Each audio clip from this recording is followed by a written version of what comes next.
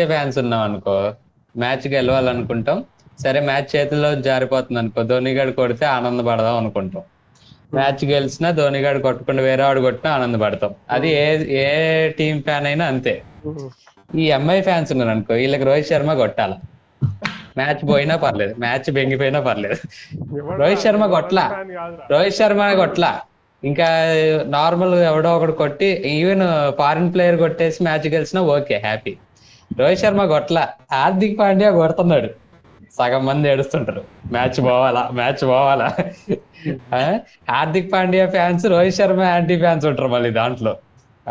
అసలు ఎన్ని వేరియేషన్ అంటే, ఒకడు ఉంటాడు హార్దిక్ పాండ్యా గాడు యాటిట్యూడ్ చూపిస్తాడని